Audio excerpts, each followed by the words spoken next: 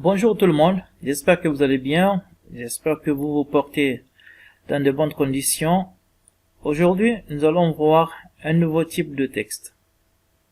Ce sera le texte dialogal. Avant toute chose, je vous laisse lire avec moi ce petit extrait, le texte d'appui. Et puis, on va essayer de répondre au questionnaire de compréhension. Le texte d'appui. Quelle est votre adresse, Madame Aïchoun?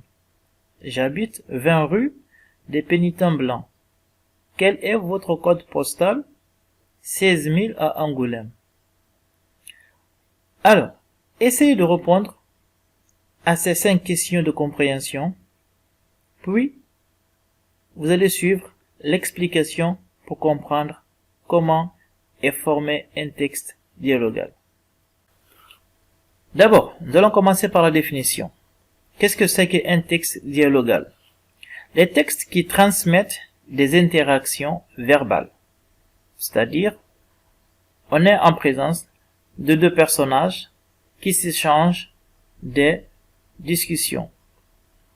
La première fonction que vous devez comprendre dans ce type de texte, la fonction de ce type de texte est d'abord d'échanger, d'interagir à l'oral, transposer à l'écrit des propos entendus, faire avancer l'action dans un texte, comme par exemple dans un récit, on peut le rencontrer dans une pièce de théâtre, dans les bandes dessinées, et aider à caractériser les personnages.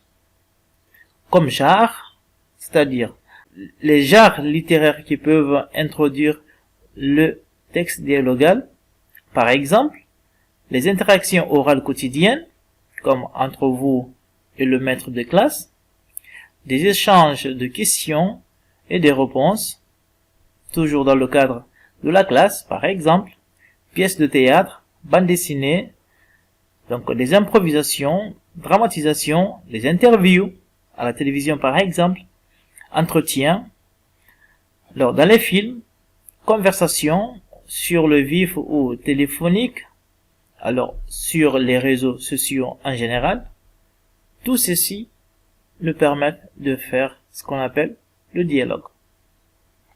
Et puis maintenant nous allons passer aux outils linguistiques.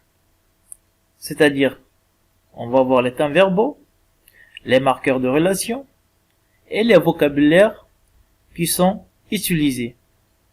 Bien sûr avec leur syntaxe. Les temps verbaux de base, on commence toujours par le présent d'actualité. Selon les besoins de l'interaction ou du dialogue, on peut utiliser d'autres temps, bien sûr, pas seulement que le présent. Les principaux marqueurs de relation utilisés dans un texte dialogal sont utilisés selon les besoins de l'interaction et du dialogue.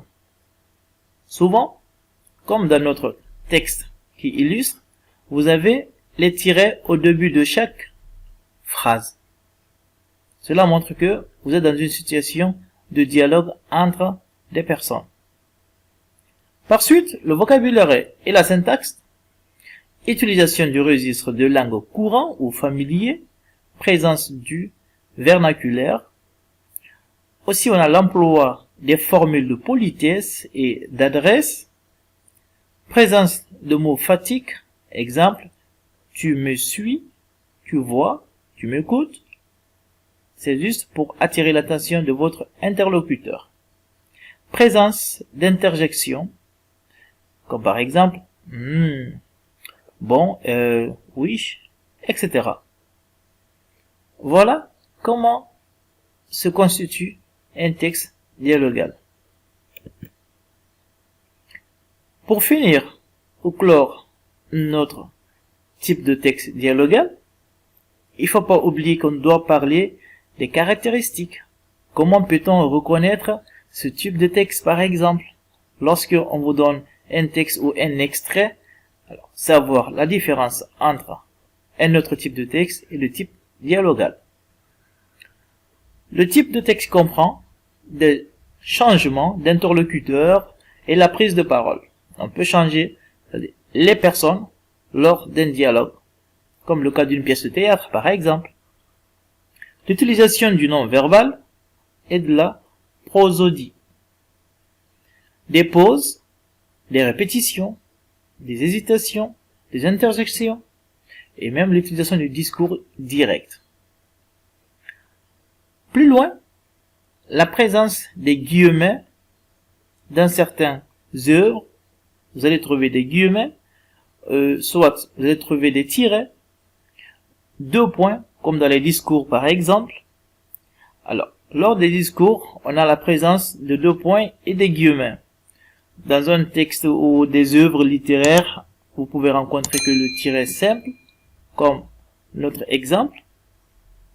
L'organisation par acte, scène ou bulle, lorsqu'on parle de la pièce de théâtre par exemple. J'espère que cette vidéo vous aidera dans vos cours. Alors, si vous avez aimé cette vidéo, n'oubliez pas de la partager, d'aimer, laissez un commentaire, vos remarques, vos impressions par rapport à la vidéo. Je vous dis, n'oubliez pas aussi de vous abonner, de cliquer sur la cloche afin de ne pas rater de nouvelles vidéos. À bientôt dans une nouvelle vidéo.